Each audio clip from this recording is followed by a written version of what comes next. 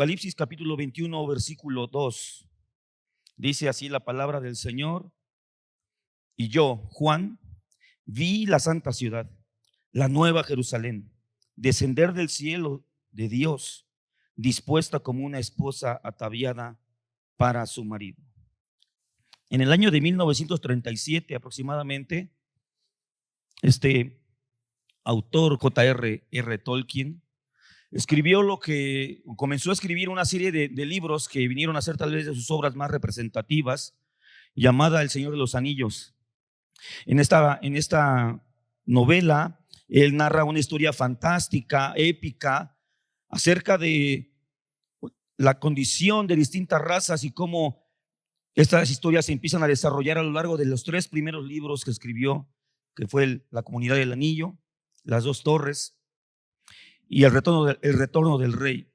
Al final de esta saga, el rey que había sido extraviado, los hombres no tenían rey, es coronado sobre una gran ciudad, una ciudad enorme, una ciudad blanca, una ciudad llena de resplandor llamada Gondor. Recuerdo que cuando en el año de 1995 comenzaron a producirse estas películas cinematográficas con este tema, en aquellas épocas yo ya estaba tenía ya algunos tomos de la serie de los libros de J.R. Tolkien, que incluyen más de estas 3 historias, el Hobbit, muchos de ustedes ya sabrán esto, el Silmarillion, en fin, son libros que les dan un contexto a la historia del Señor de los Anillos. Y recuerdo que por aquellos años, cuando empezó la moda y salía en la televisión la primera historia del Señor de los Anillos, yo me resistía a ir al cine, pese a que ya era fan, porque ya había comenzado a leer esos libros. Y la situación por la cual yo me resistía a tomar la decisión de ir a ver las películas es porque yo estoy convencido que Dios ha dado a nuestra mente, en nuestra imaginación, los mejores efectos especiales. Y yo no quería ir a ver la película antes de terminar de leer los libros, porque yo decía, es que me van a echar a perder todo, porque ya me van a decir cómo es Frodo, ya me voy a imaginar cómo es Aragorn, ya voy a saber cómo son los hobbits, cómo es la comarca, cómo serán Minas Tirith, en fin, todos estos lugares épicos que la historia narra. J.R. Tolkien es un cristiano, un gran apologista de la fe, y él trató de reflejar las verdades del Evangelio en la historia del Señor de los Anillos. Y esto, al estudiar este tema, me recordaba de este suceso, esta situación en mi vida, porque experimenté nuevamente lo que acabo de decirte. Dios ha puesto en nuestra mente una capacidad de imaginación, que en este caso no solamente para llenarnos de efectos especiales en el cerebro, sino para hacernos ver una realidad que aún no está real y palpable entre nosotros. Hoy al principio, para elaborar este sermón, tenía la intención de poner ciertas imágenes, ya que el libro de Apocalipsis nos da una narración, una descripción bastante precisa acerca de las características de la ciudad llamada la Nueva Jerusalén. Nos da medidas, nos da materiales, nos da funcionalidades, nos describe algunas dinámicas de convivencia que serán dentro de esta. Y tenía la tentación de poner ciertas imágenes, pero hoy no quiero hacer eso. Hoy quiero que nosotros, con ayuda del Espíritu Santo, ocupemos nuestra imaginación y ocupemos la lectura de la palabra para poder nosotros recrear en nuestra mente esta imagen gloriosa que es la Nueva Jerusalén. La Biblia usa esta definición como Nueva Jerusalén, solamente aparece en 2 lugares en la Biblia, en 2 ocasiones en la Biblia. Y esto es en Apocalipsis 3, capítulo 12, y en Apocalipsis 21, versículo 2, que es el que acabamos de leer. En esta descripción bíblica, la santa ciudad que desciende de Dios en Apocalipsis es descrita como una mujer que desciende ataviada para su marido. Pero este concepto, mis hermanos, aunque aparece solamente definida como Nueva Jerusalén en 2 ocasiones, es un concepto que viene a lo largo del desarrollo de toda la historia bíblica como un concepto lleno de esperanza y de ánimo para nosotros, los hombres y los creyentes en Cristo Jesús.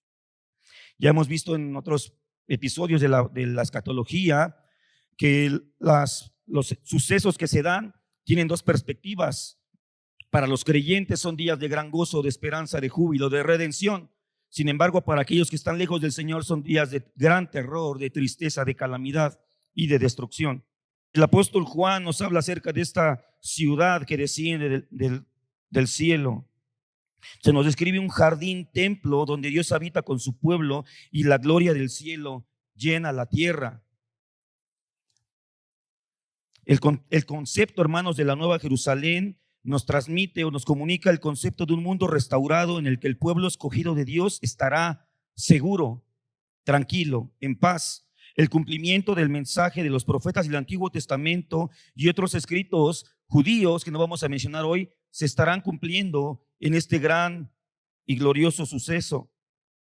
En Apocalipsis 3:12, el Señor, en su mensaje a la iglesia a Sardis, nos promete convertir a los creyentes victoriosos en pilares, en columnas que permanecerán en el templo de Dios, y escribir en ellos el nombre de Dios y el de la ciudad de Dios, la Nueva Jerusalén. Y como ya leímos en Apocalipsis 21, describe esta ciudad que desciende como ataviada, como una novia para presentarse a su marido. En Apocalipsis, en el desarrollo del libro de Apocalipsis, la ciudad de Dios es vista como el hogar de la nueva creación de Dios, el templo mundial de Dios y el Edén restaurado por Dios. Amén. Todos sabemos que tenemos una promesa de disfrutar del Señor en cielos nuevos y tierra nueva, que serán un espacio donde tendremos las libertades de las que hoy carecemos para relacionarnos con Dios, para adorar al Señor y para ser una iglesia en unidad perfecta. Poder llegar a este término que es el término universal, que como decimos, hablamos la clase pasada o el tema pasado, es algo que hasta hoy la iglesia presenta fracturas, presenta imperfecciones. No es una iglesia homogénea en ningún sentido y nunca lo ha sido. Sin embargo, esperamos las promesas de Dios en el que seremos constituidos como una sola entidad, santa, pura, perfecta, ataviada y perfumada para nuestro Dios. Amén. Entonces, el día de hoy, hermanos, vamos a abordar el tema de la Nueva Jerusalén, primero haciendo lo que podemos denominar como una síntesis teológica. ¿Y a qué nos referimos con esto? A que el concepto de la Nueva Jerusalén, pese a que aparece hasta el último libro, en el capítulo 3 y en el versículo 21 del libro de Apocalipsis, no es un concepto que se haya inventado el apóstol Juan, como en esta especie de sueño, en este éxtasis que él tuvo en visión para poder visualizar esto, y que de la nada aparece un concepto llamado la Nueva Jerusalén. Hoy vamos a ver un pequeño resumen. Vamos a abordar este tema de dos formas, en dos aspectos fundamentales. El primero, vamos a ver cuál es el desarrollo teológico del concepto de la Nueva Jerusalén desde el Génesis hasta el Apocalipsis, abordando 4 puntos fundamentales. Y después de esto vamos a concentrarnos en la descripción y las características que Apocalipsis 21 nos deja ver acerca de la Nueva Jerusalén y cómo esto tiene que ver con los escritos de los profetas y las palabras del Señor Jesucristo. Porque al final nosotros esperamos como cristianos el cumplimiento de la palabra de nuestro Señor. Esperamos la manifestación y la confirmación absoluta de que este hombre que dijo ser el Hijo de Dios, de ser el Mesías, que murió y resucitó, dejando con esto constancia de que él en verdad es quien dijo ser, no solamente tiene poder para levantarse de los muertos, sino para levantarnos a nosotros a una nueva realidad de vida en Cristo Jesús. Amén. En primer lugar, quiero que veamos el huerto del Edén. En el huerto del Edén, hermanos, nosotros comenzamos a ver lo que ya es el plan de Dios respecto al futuro para su iglesia.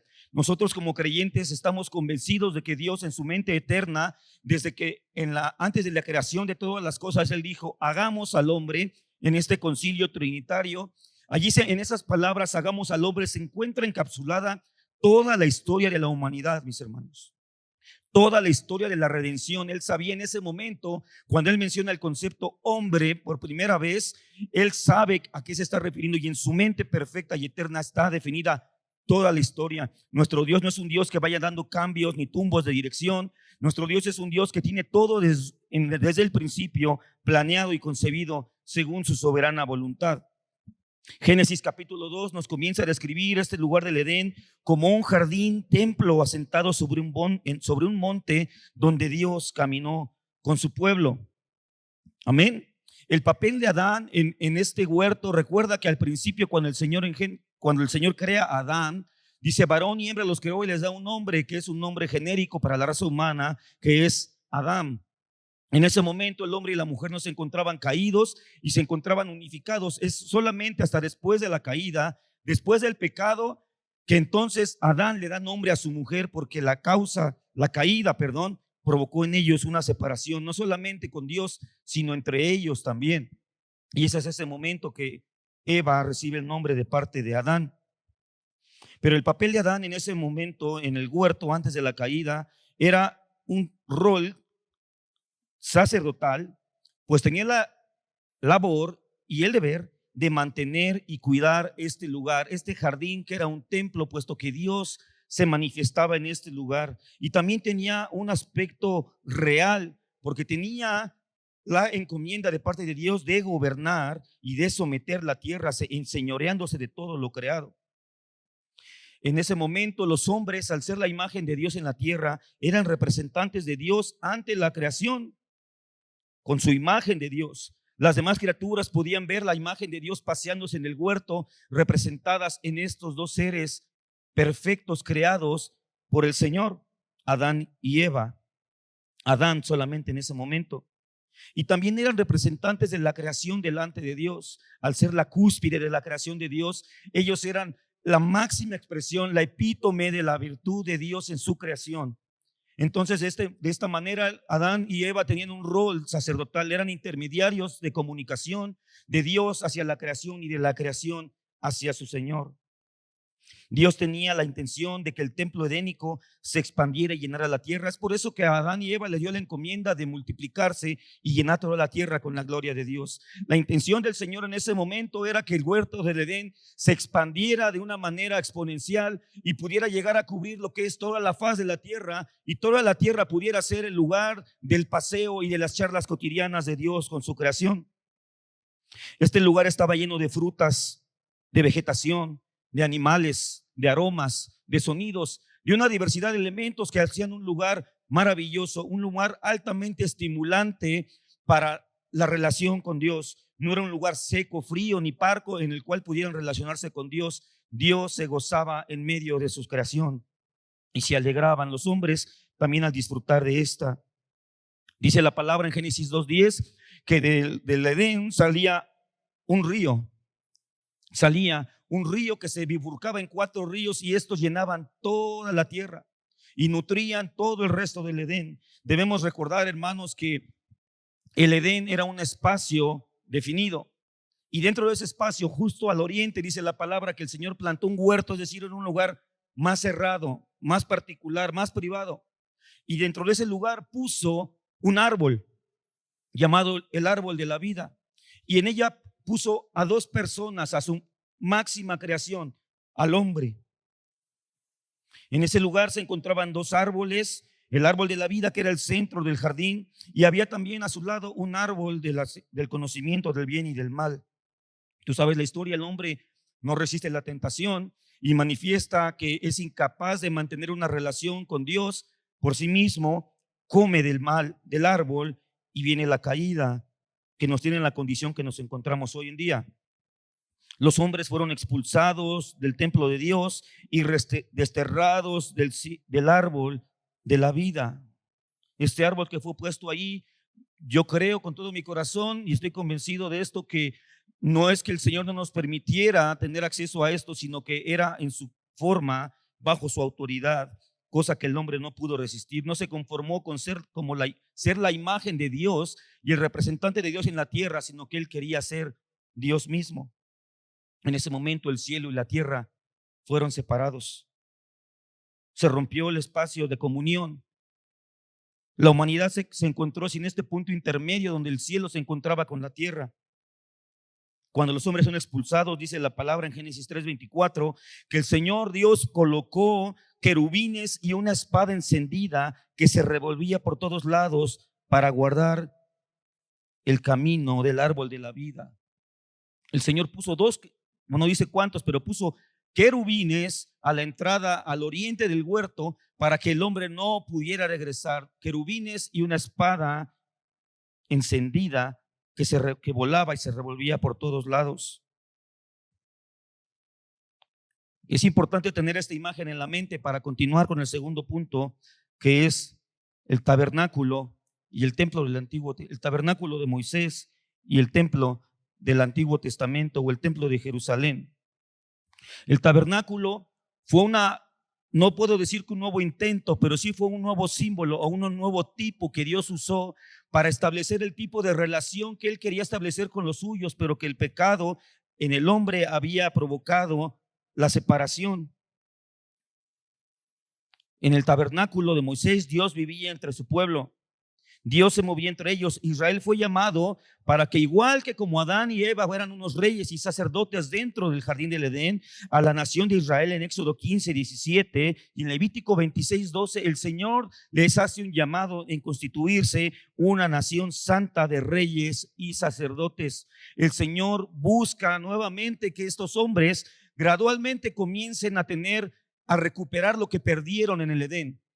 Desde Génesis 3:15, cuando el hombre cae, el Señor les dice, les da esta palabra, esta promesa gloriosa de que Él levantaría de la descendencia de la mujer a aquel que aplastaría la cabeza de la serpiente, y a través de hacer esto se restituiría el pacto que Dios había establecido con sus hijos, los hombres. Y es por eso que el Señor comienza desde ese momento un plan de redención, un plan de restauración en el que Dios levantará a aquellos hombres que cayeron, a esta criatura hecha del polvo, que había sido levantada a la imagen de Dios, se había pecado y se había derrumbado. Dios en su mente diseñó el plan para levantarnos y restablecer este tipo de convivencia y comunión que Él estaba deseando tener con nosotros. Este tabernáculo, al igual que el templo de Jerusalén, tenían dos cosas muy similares. En un momento, el tabernáculo de Moisés comenzó a moverse en el desierto en su peregrinaje. Lo levantaban y lo quitaban, y las 12 tribus de Israel se asentaban a 3 a cada lado de este tabernáculo. Pero este mismo diseño que le fue dado a Moisés en el desierto tuvo una elevación al ser levantado ahora ya por David, bueno, por su hijo Salomón, pero por los planes de David, sobre un monte llamado el monte de Sión. Tanto el tabernáculo como el templo de Jerusalén compartían un diseño muy particular que hacía totalmente una reseña y nos llena de símbolos para que Israel recordara aquel huerto del cual el hombre había sido expulsado. Al igual que en el Edén, el tabernáculo y el templo estaban llenos de imágenes y de símbolos. Tenían símbolos de frutas. Estaba cubierta por pieles de animales, representando la creación animal de Dios, con las pieles de tejón que cubrían el recinto. Había agua en el lugar, igual que aquel río que fluía del árbol de la vida, del centro del Edén. De la misma manera, como recordando esta separación que Dios puso entre los hombres al expulsarlos del Edén y puso querubines, el velo que separaba a los hombres del lugar santísimo, del lugar de la comunión más cercana que todo ser o que cualquier ser humano podía tener, el Señor puso un velo que estaba también decorado con querubines. Este velo era aquel velo que impedía el acceso a los hombres a la presencia directa de Dios en el lugar santísimo. Esta separación seguía. El Señor Dios dijo, está bien, yo quiero relacionarme contigo, pero no recuerdes que tú estás expulsado de la comunión conmigo. Y los mismos querubines que estuvieron puestos a la puerta oriente del Edén estaban ahora en un símbolo, en el velo. Este velo azul, púrpura, carmesí y de lino torcido será hecho de obra primorosa con querubines, dice Éxodo 26, versículo 31. Entonces comenzamos a ver cómo este tipo del Edén se reproduce ahora en el tabernáculo y en el templo de Salomón o de Herodes posteriormente. Igual, el pecado de Israel, la Biblia nos deja ver que Israel es denominado por el Señor como una mujer adúltera. Es comparada con la mujer que se va en pos de sus amantes, no una, ni dos, ni tres veces, sino cada vez que tiene oportunidad lo hace. Leemos en el libro de los Reyes, en el libro de las Crónicas, cómo Israel y cada rey no se cansaba de levantar lugares altos para los dioses paganos. Y en muchas ocasiones dice, y el hijo hizo igual que el pecado de Jeroboam, hizo igual que el pecado de su padre. Israel no se cansó de pecar. Y de la misma manera en que fueron expulsados del Edén, Adán y Eva, de aquel monte santo, de la misma manera en el año 70 después de Cristo, Israel tuvo el último exilio. Fue el templo destruido. Igual que el jardín del Edén dejó de existir entre nosotros, el templo que había sido levantado sobre ese monte como imagen del Edén fue destruido e Israel fue exiliado y no pudo y no ha podido hasta el día de hoy volver a subir a este monte para establecer su comunión con Dios y restaurar el culto que Dios les enseñó a hacer. Después, mis hermanos, de este templo, en este diagrama podemos ver la comparación y cómo en estructura tanto el jardín del Edén como el tabernáculo de Moisés y el templo de Jerusalén comparten un diseño. Puedes ver en el lado izquierdo, en el círculo, ese espacio podemos decir que es el Edén, porque el Edén no era solamente el huerto, era el huerto del Edén. Dentro del Edén había un huerto. Eso lo podemos comparar con el atrio del tabernáculo. Después el Señor Dios puso un huerto, un lugar más cerrado, más privado. Y lo podemos comparar con la tienda, donde se encontraban el lugar santo y el lugar santísimo. Y dentro del Edén, en la intimidad más profunda, estaba el árbol de la vida del que fluía un río. De la misma manera, en el tabernáculo el Señor puso un arca custodiada por 2 querubines. Porque el árbol de la vida, mis hermanos, y vamos a ver con el desarrollo del tema, que Dios nos ayude, que es más que un árbol hecho de madera y de hojas. Es mucho más que eso. Ahora el Señor, el Edén, el hombre no lo valoró, no lo pudo usar. Después levantó el Señor, le dio un diseño particular a Moisés para recordarles y enseñarles cómo es que Él quiere relacionarse con nosotros. Después del tabernáculo y del templo de Moisés, del templo de Salomón, vino que la aproximación de la cual hoy disfrutamos, y es glorioso entenderlo, hermanos. Esta es la encarnación de nuestro Señor Jesucristo. Ya no estamos nosotros más como iglesia en un templo hecho por manos de hombre, constituido de 3 partes, de 3 espacios, y que necesitamos de sacerdotes humanos, como lo hizo el huerto del Edén, como lo hizo el tabernáculo de Moisés, sino ahora nosotros, dice la palabra que cuando en el Evangelio de Juan, que dice que Dios se hizo hombre y habitó entre nosotros, la palabra que se ocupa para, o se puede traducir como habitó, es la palabra, Él se tabernaculizó entre nosotros, es decir, Él tomó el lugar del antiguo templo, Él tomó el lugar del tabernáculo, y ahora Él es nuestra forma y nuestra ruta para tener comunión con Dios el Padre. Cuando el Señor Jesús dice en el Evangelio de Juan, también dice: yo soy el camino, la verdad y la vida, dice la palabra que los fariseos y los judíos que le rodeaban crujían los dientes y lo querían despeñar, lo querían matar. ¿Cuál era la razón de que estos hombres se pusieran con semejante ira buscando matar a un hombre? En ese momento los israelitas no tenían permitido hacer la pena capital. Es muy probable que si ellos asesinaban a alguien tuvieran que ser condenados bajo las leyes romanas. Pero ¿cuál fue el motivo de su ira que les llevó a incluso poner en riesgo su seguridad particular ante Roma? Y es que en la cultura rabínica, mis hermanos, este tabernáculo tenía 3 accesos. Tenía la puerta del atrio, la puerta del lugar santísimo, y del lugar santo y del lugar santísimo. ¿Y sabes cómo es que eran conocidas estas puertas? La primera puerta al atrio era conocida como el camino. La puerta de acceso al lugar santo era conocida como la verdad. Y la puerta para entrar, el último velo, era conocido entre ellos como la vida. Cuando Jesús les dice: yo soy el camino, la verdad y la vida, lo que Él les estaba diciendo y revelando a nosotros es que Él es el nuevo templo. Es que Él venía a sustituir este templo del que tanto se sentían orgullosos, y ahora Él es nuestro templo y nuestra comunión con Dios.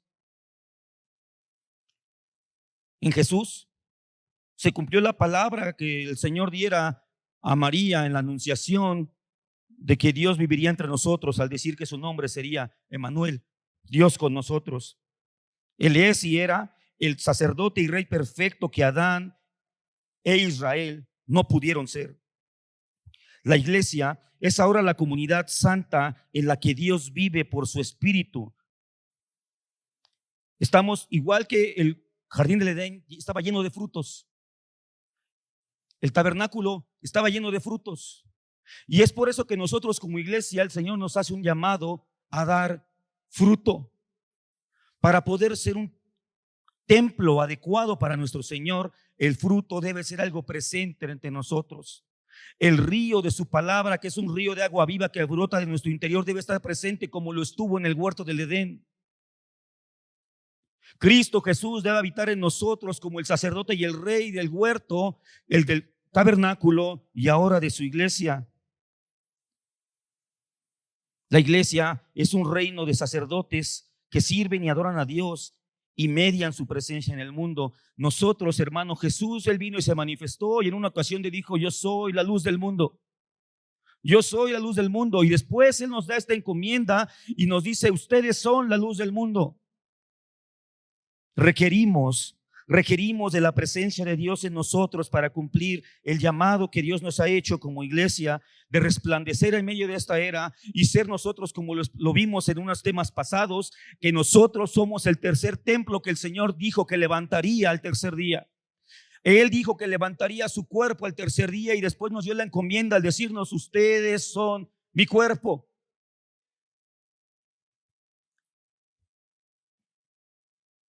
Y en esa etapa nos encontramos. Hasta ahorita nosotros estamos viviendo bajo el sacerdocio, el sumo sacerdocio de nuestro Señor Jesucristo, como rey, como sacerdote, como profeta. Nosotros estamos siendo constituidos este templo que vino a ocupar el lugar del huerto del Edén, del tabernáculo de Moisés y del templo de Jerusalén. Y ahora la iglesia somos el templo del Dios viviente, somos la casa del Dios vivo, somos la que debemos estar adornados con frutos. Debemos estar cubiertos con la piel del cordero. Debemos presentar el río de vida que brote de nuestros corazones. Debemos tener la vida en Cristo Jesús, que es el árbol de la vida. Y entonces llegamos al libro de Apocalipsis, en donde se presenta este concepto de la nueva Jerusalén, al final de la era del hombre. Y ahora vamos a entrar a ver la descripción bíblica. Este es el resumen teológico del concepto de Nueva Jerusalén, pasando por el huerto del Edén, el tabernáculo de Moisés en el desierto, el templo de Jerusalén en el monte Sión, la iglesia, la encarnación de Cristo y la delegación a la iglesia para ser su cuerpo y su templo. Y entramos a la Nueva Jerusalén. Para eso te voy a pedir que abras tu Biblia en el capítulo 21 del Apocalipsis. Y vamos a estar, hermanos, haciendo mención. No vamos a poder leer hoy todos los textos, pero te pido que vayas tratando de seguir la lectura por cuestiones del tiempo. Vamos a abordar los puntos, la descripción bíblica que la Biblia nos da de la Nueva Jerusalén, y vamos a tratar con la ayuda del Señor ver de dónde proviene esto, de qué parte, cuál es el cumplimiento de lo que Dios está haciendo en la Nueva Jerusalén. Número 1. Nos dice en el versículo 2 que la ciudad es una ciudad real donde Dios habitará en medio de su pueblo. En el libro de Hebreos, capítulo 11, versículo 10, nos encontramos con una afirmación escrita muchísimo tiempo antes, y de esta nos dice lo siguiente. Hebreos 11, leemos desde el 9.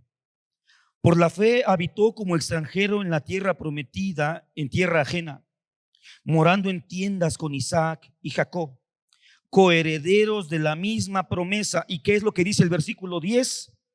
Porque esperaba la ciudad que tiene fundamentos, cuyo arquitecto y constructor es Dios.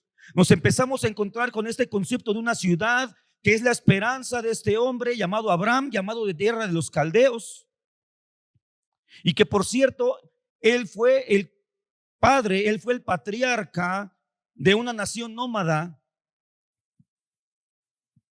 Y nos dice que por la fe Abraham buscó una ciudad diseñada y construida por Dios. Por eso Abraham nunca se estableció en un territorio y nunca buscó fundar una ciudad. Él venía de una ciudad y no quiso hacer una, porque él tenía la promesa de llegar a la ciudad que tiene fundamentos, cuyo arquitecto y constructor es Dios. Es decir, él buscaba la ciudad de Dios. No por nada, Abraham es el primer hombre llamado hebreo, y hebreo es una palabra aramea que significa extranjero. Él fue llamado a ser un peregrino buscando una ciudad, buscando la ciudad de Dios. La Nueva Jerusalén sería el lugar donde Dios morará con su pueblo en una relación, en un pacto renovado. El segundo punto, vemos en el versículo 12 que esta ciudad tiene 12 puertas y que tiene 12 ángeles que custodian. De la misma manera que el huerto del Edén, el Señor puso ángeles para que custodiaran el acceso, y de la misma manera que fueron simbolizados los querubes en aquel velo, el Señor nos deja ver que en la Nueva Jerusalén habrá no una, sino 12 puertas, pero igualmente custodiadas por ángeles. Estas puertas tienen los nombres de las 12 tribus de Israel. Y de la misma manera en que estaban organizadas las tribus de Israel alrededor del tabernáculo, 3 tribus por lado, la Biblia dice que estas 3 puertas, dice 3 puertas al oriente, 3 al poniente, 3 al sur y 3 al occidente, de la misma manera en que las tribus acamparon alrededor del tabernáculo de Moisés.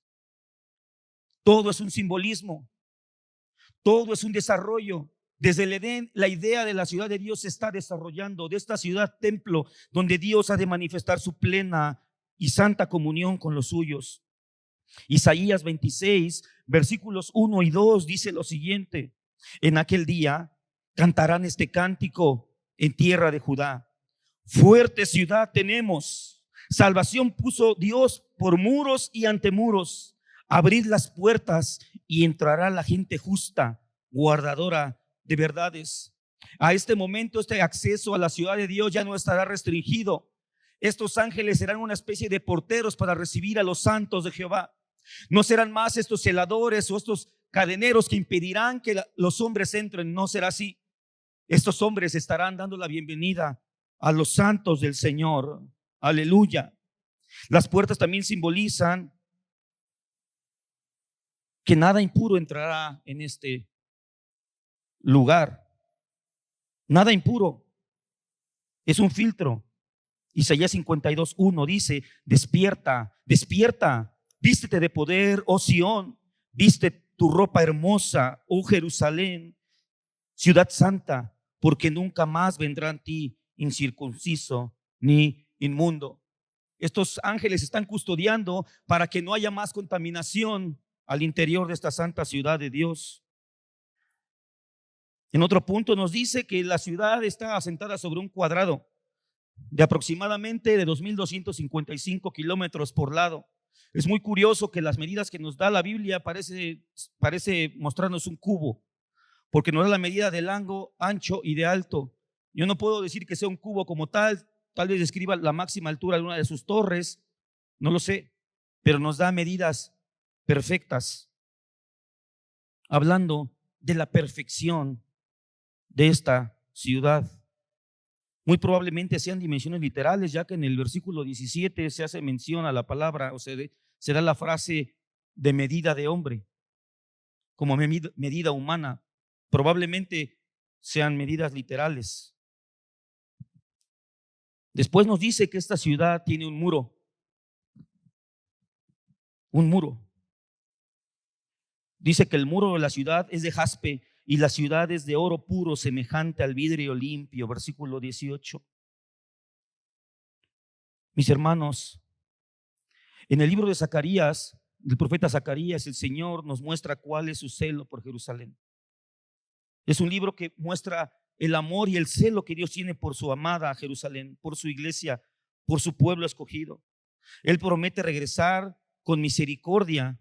Y leemos en Zacarías 2, versículo 5, lo siguiente: yo seré para ella, dice Jehová, muro de fuego en derredor, y para gloria estaré en medio de ella. Mis hermanos, ¿sabes de qué color es el jaspe?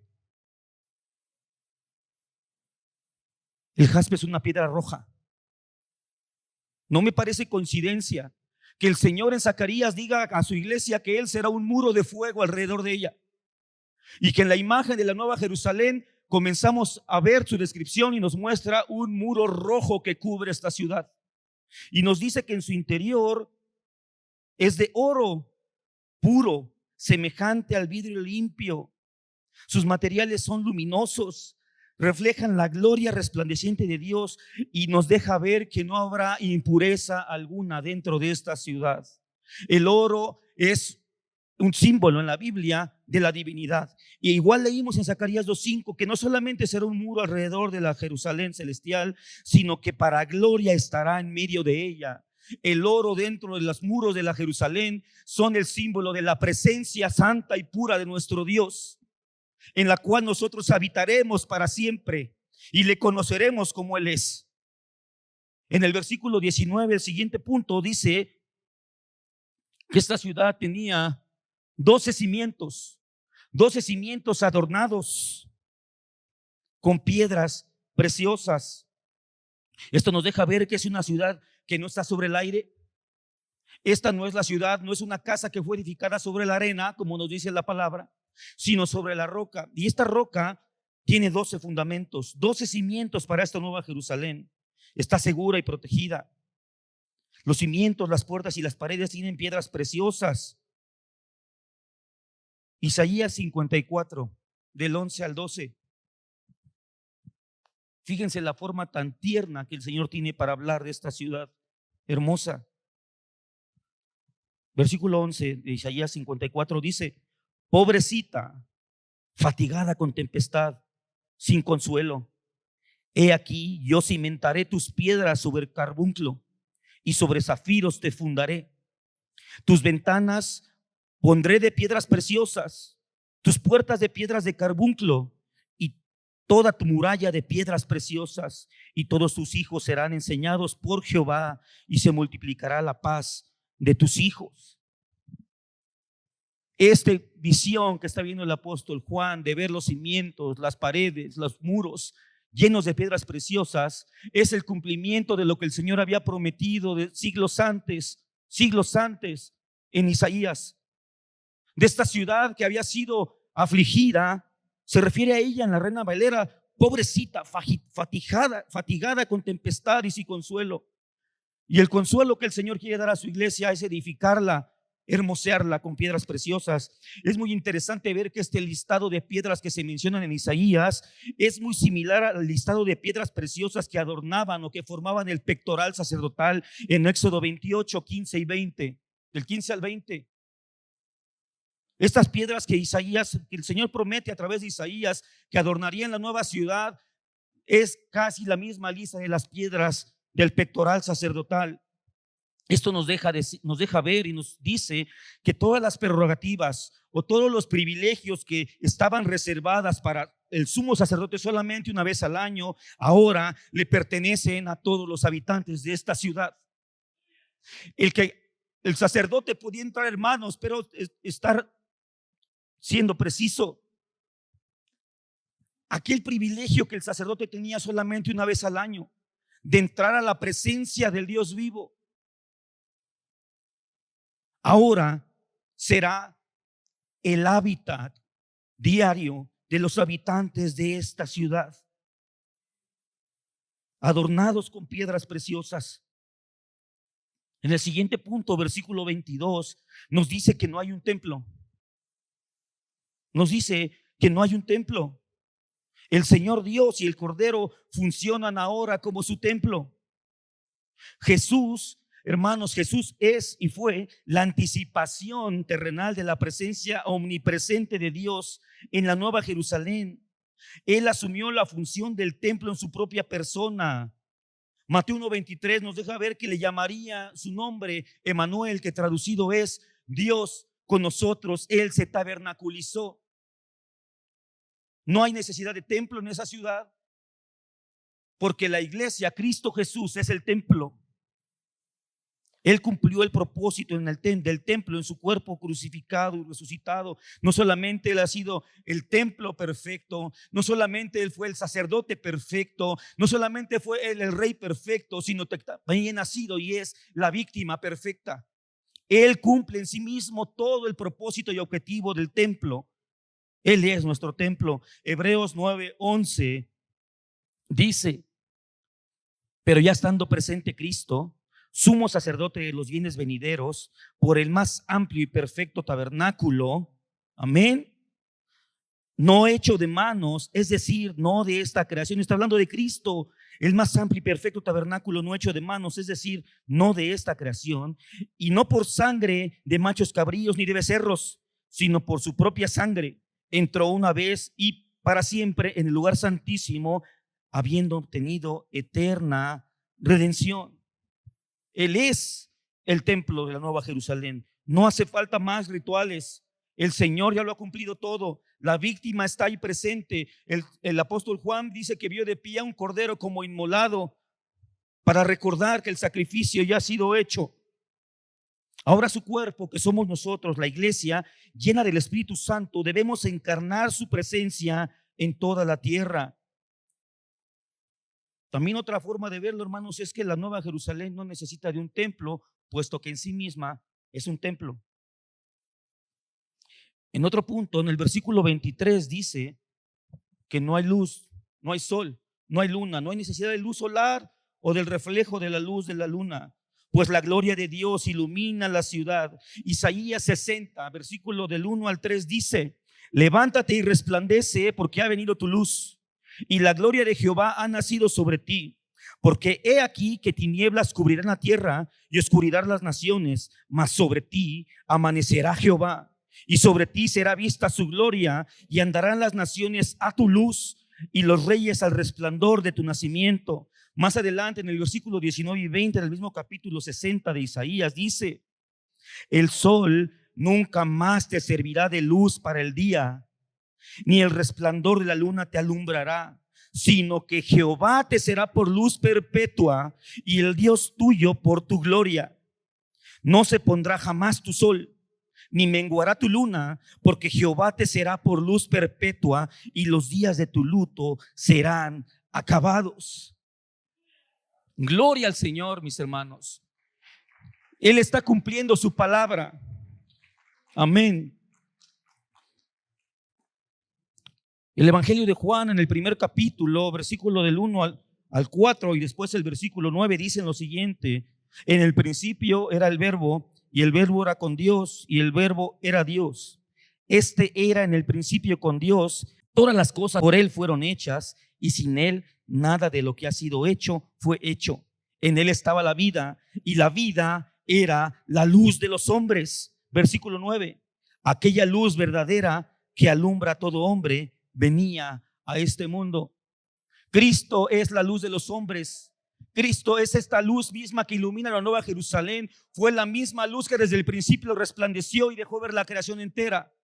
La misma gloria de Cristo, la misma gloria que Él dice en oración sacerdotal, cuando Él ora a su Padre y dice: Padre, glorifícame con la gloria que tuve antes, porque no hay más gloria fuera de Dios.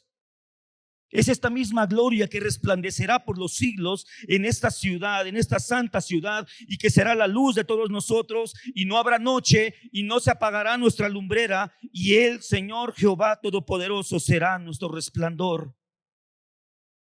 En un segundo punto, en un siguiente punto, versículo 25 del capítulo 21 nos dice que el acceso a esta ciudad siempre estará abierto, ya que sus puertas nunca serán cerradas, y que no habrá noche. En la antigüedad, mis hermanos, las puertas de la ciudad debían ser constantemente cerradas ante el peligro inminente de un ataque o de una invasión, en especial de noche. Pero Isaías 60:11 nos dice: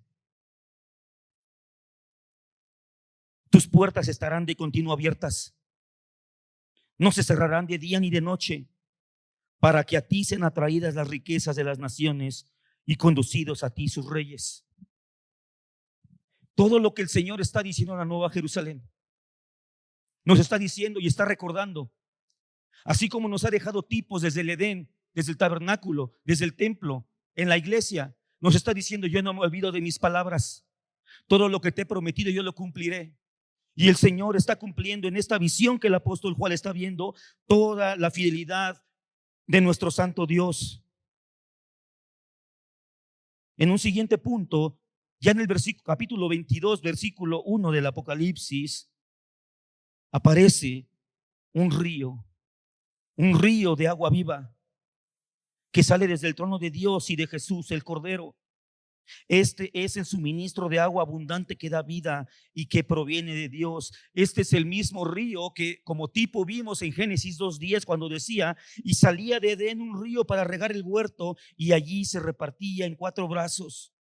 El Salmo 46 versículo 1 dice: del río sus corrientes alegran la ciudad de Dios, el santuario de las moradas del Altísimo. Este río de vida que ahora debe brotar de nuestros corazones por el Espíritu Santo, el apóstol Juan lo está viendo en esta ciudad.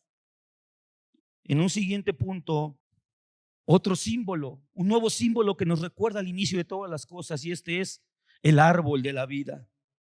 Desde Génesis 3:24 no había vuelto a aparecer este árbol de la vida.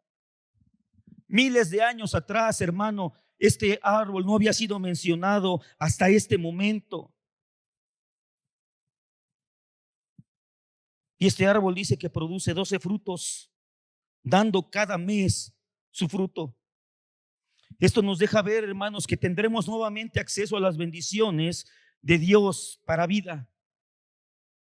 Aquellas bendiciones de Dios que fueron prohibidas desde la caída del hombre. El hombre fue expulsado, y dice el libro del Génesis que cuando fueron expulsados, dice que puso los querubines en la puerta oriente junto con la espada, cubriendo el camino al árbol de la vida.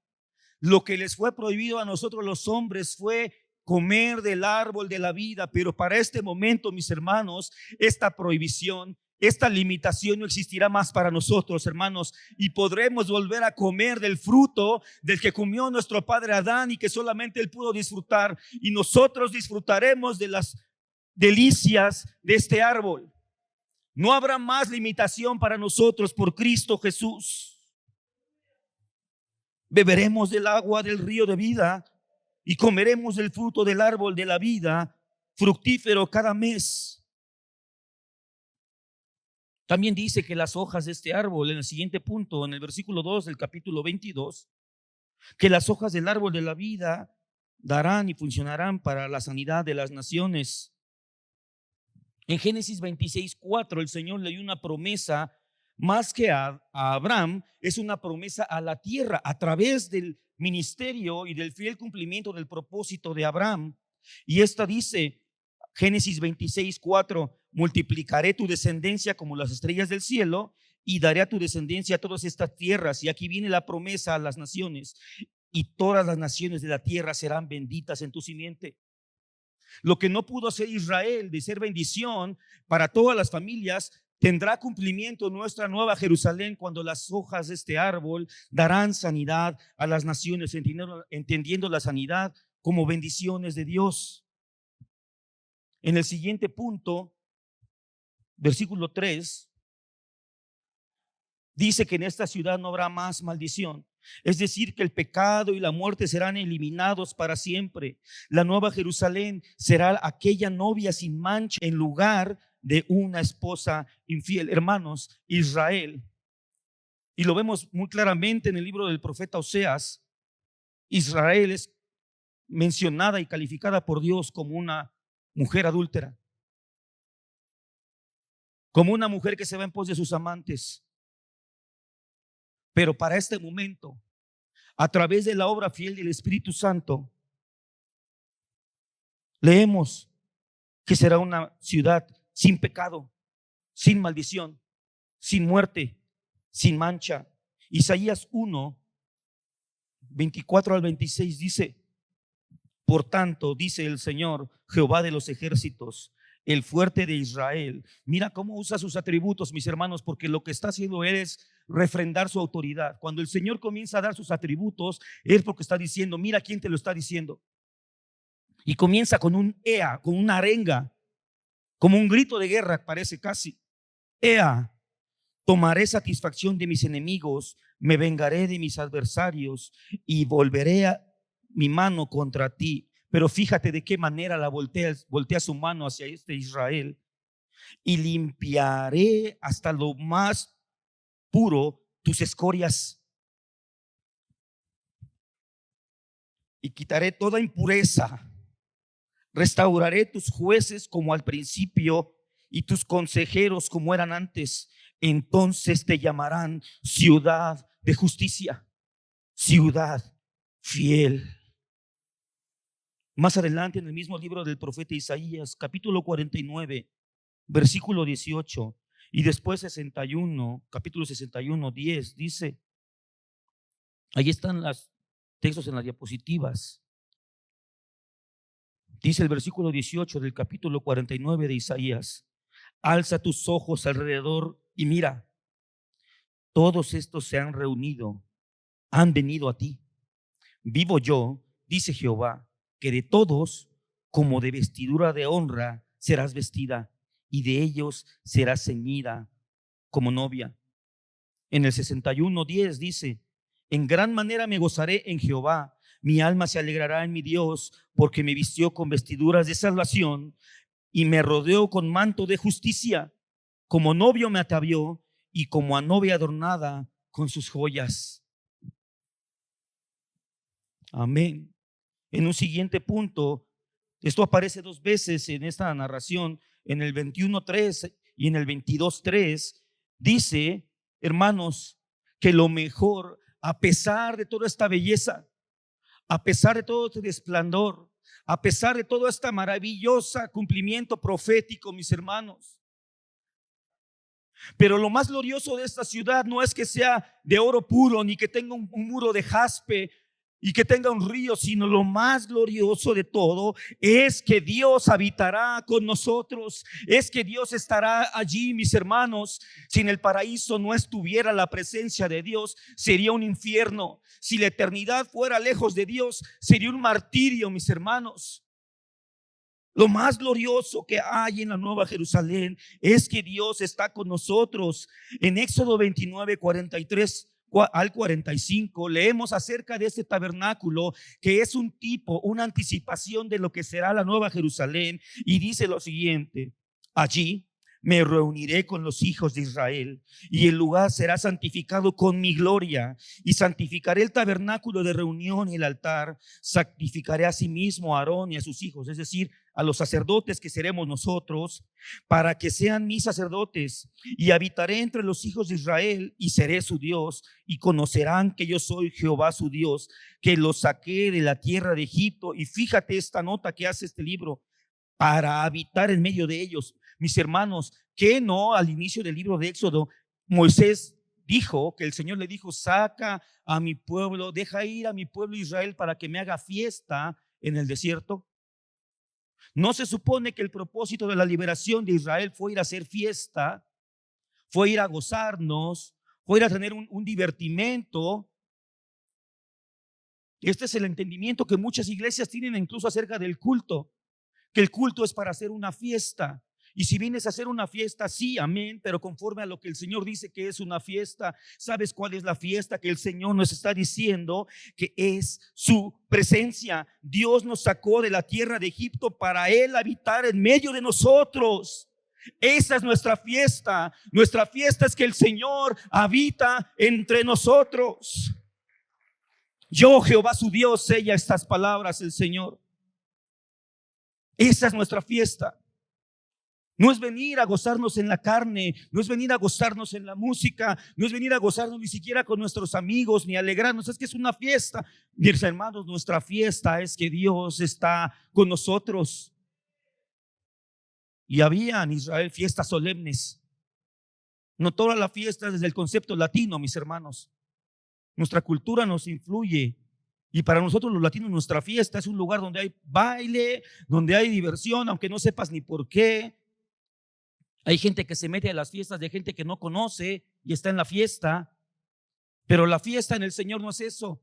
La fiesta en el Señor es una fiesta solemne que refleja la comunión de aquel que es con aquel que es el centro de nuestra fiesta, y en este caso nuestro Señor. Y amén, debe haber alegría, debe haber gozo, debe haber expresión, debemos usar el cuerpo completo, y puede haber danza, y puede haber canto, y puede haber aplauso, y puede haber gritos de júbilo delante del Señor, pero todo esto obedece a que le conocemos y Él nos conoce y habitamos con Él. Isaías 7:14 dice como promesa: por tanto, el Señor mismo os dará señal.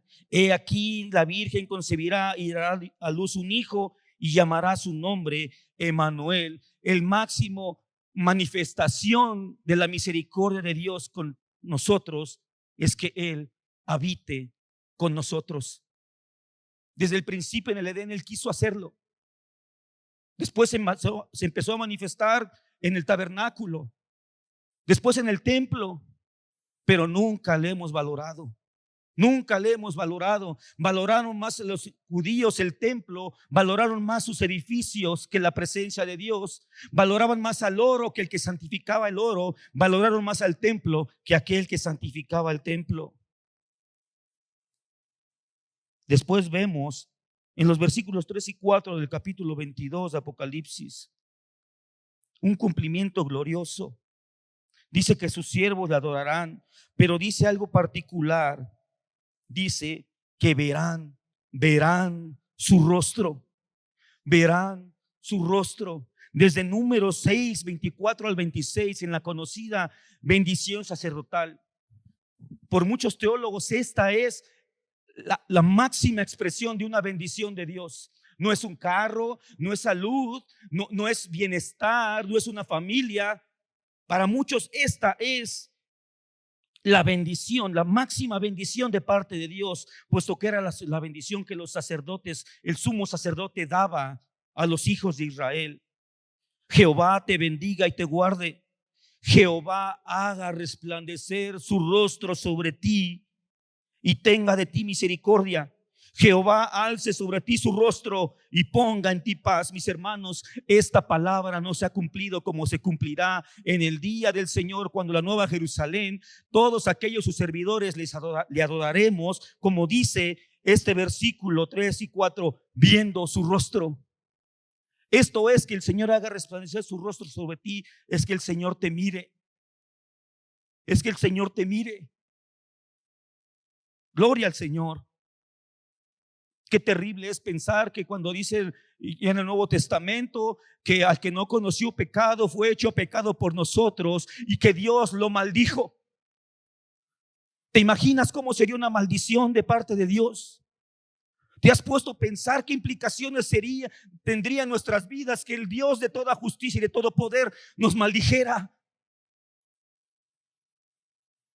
Si aún en la lengua de los hombres el Señor nos dice que hay mucho poder y nos prohíbe maldecir,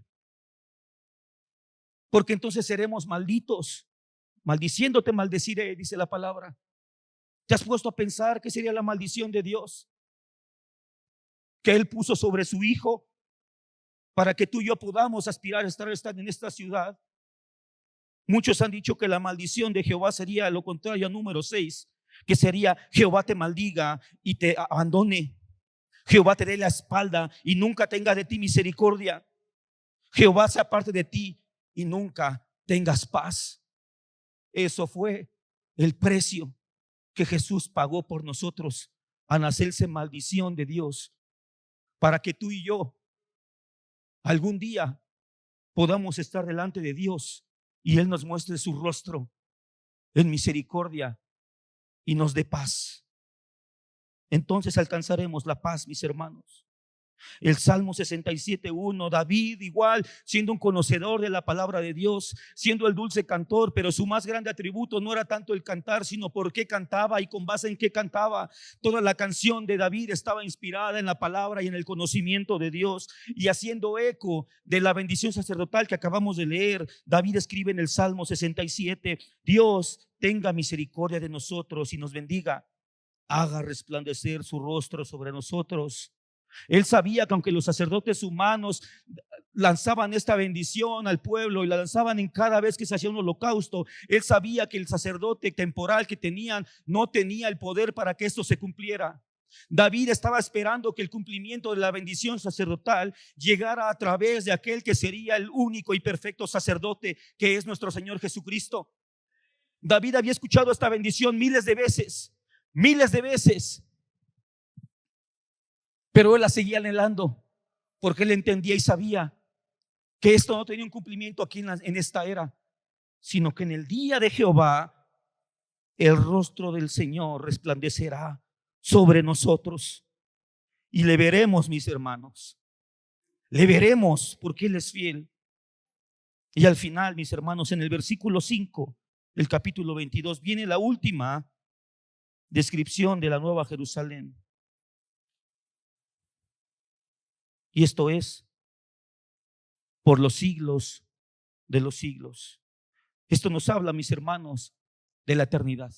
Esa eternidad que nos fue prometida desde el principio. Esa eternidad que debíamos vivir al lado del Señor desde el Edén. El hombre no fue creado eterno, pero sí fue creado para ser sustentado eternamente por Dios. En ese lugar, en ese jardín, templo, en el cual Adán era el sacerdote y rey. Y debía adorar a Dios y ser intercesor, ser un intermediario entre Dios y su creación. Y entre la creación y Dios. Y ese era el plan para nosotros. Pero pecamos. Todos pecamos en nuestro padre Adán. Todos fuimos contaminados. Y por eso es que hoy todos morimos. Todos envejecemos. Todos nos enfermamos. Todos nos desgastamos. Todos nos cansamos.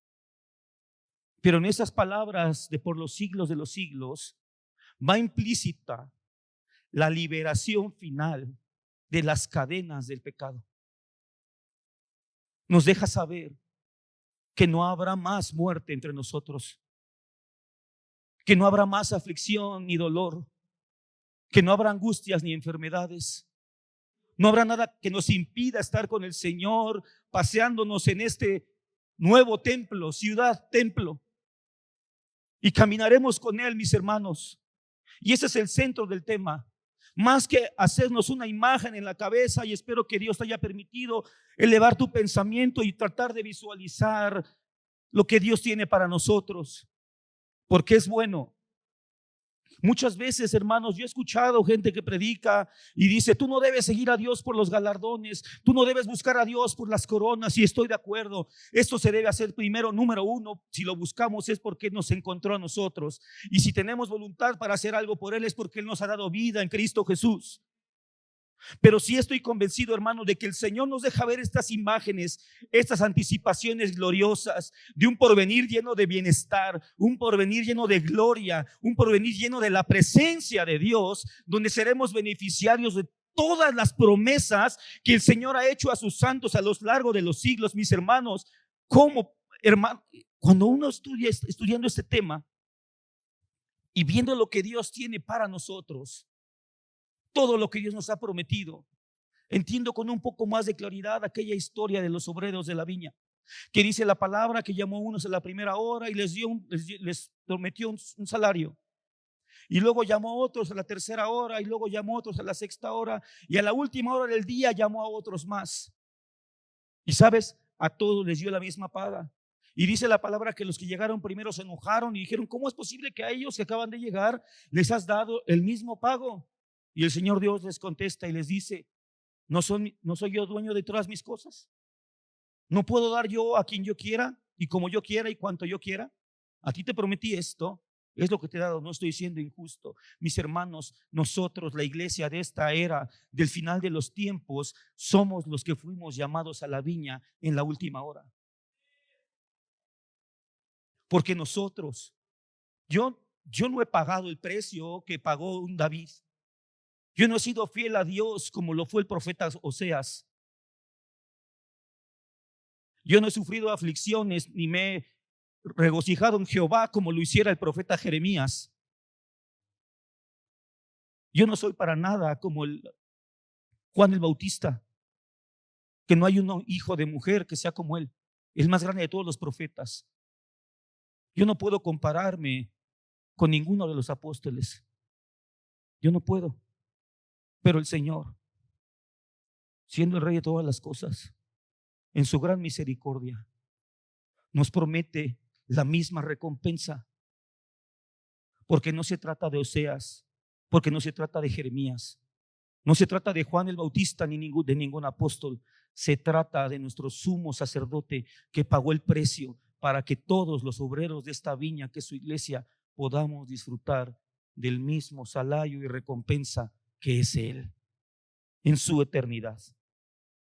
Como conclusiones podemos decir, la Nueva Jerusalén es el símbolo, es el cumplimiento del propósito de Dios, este propósito eterno de habitar Él con nosotros y nosotros con Él. La Nueva Jerusalén es esta ciudad gloriosa que desciende. Sí, parece ser un espacio, pero también es comparado con una esposa ataviada y hermoseada. Dios aparece en múltiples ocasiones en distintos símbolos. Él es el muro, Él es el árbol, Él es el cordero, Él es la luz, Él es el río.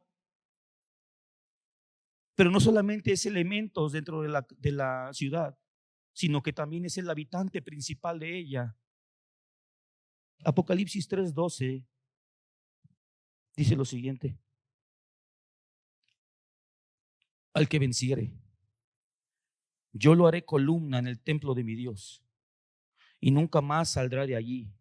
Y escribiré sobre él el nombre de mi Dios y el nombre de la ciudad de mi Dios, la nueva Jerusalén, la cual desciende del cielo de mi Dios, y mi nombre nuevo. La iglesia no solamente podemos vernos como habitantes de esta ciudad gloriosa, sino como la ciudad misma, como las columnas del templo de mi Dios. Y no hay templo en la Nueva Jerusalén. ¿A qué templo se refiere? ¿A qué templo se refiere? Al cuerpo de Cristo. La Nueva Jerusalén es un lugar que esperamos habitar, pero la Nueva Jerusalén también es un lugar que Dios está formando con y en nosotros. La Nueva Jerusalén, hermanos, esa mujer ataviada que desciende gloriosa, no solamente es el lugar que anhelamos llegar con todo nuestro corazón, sino que nosotros seremos esta ciudad santa. Cuando el Señor Jesús dijo: yo me voy a prepararles morada, Él no se fue a prepararnos una zona residencial, un Beverly Hills en el cielo. Ahí no tendrás una piscina, no tendrás grandes lobbies, no tendrás grandes atrios, ni portales, ni candelabros. No, mis hermanos, la morada que el Señor Jesús se fue a preparar es esta ciudad santa en la que nosotros, en una unidad perfecta y en santa comunión, seremos uno con Dios. Seremos uno con Dios. Esta gloria y resplandor que el evangelio, que la palabra, que el apóstol Juan nos deja ver, es lo que Dios está haciendo con nosotros, su iglesia. Porque al igual como lo dijimos, igual que en el Edén y que en el tabernáculo, nosotros debemos tener fruto, agua, cordero, sacerdote, rey. Porque nosotros seremos la nueva Jerusalén. La iglesia está en la nueva Jerusalén y también es la nueva Jerusalén. La nueva Jerusalén simboliza al reino de Dios y también al reino y al pueblo de Dios, y también el lugar donde Él mora. Él nos está edificando como su morada perfecta.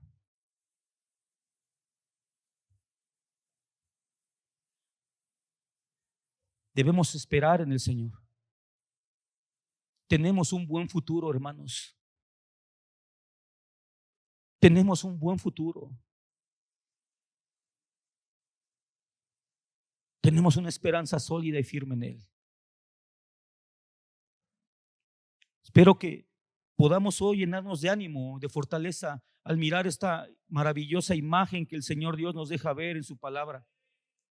Fantasear de ver las calles de oro, Todo es puro, donde Dios es el máximo atractivo de esta, donde su presencia, su luz, su gloria nos inundará para siempre.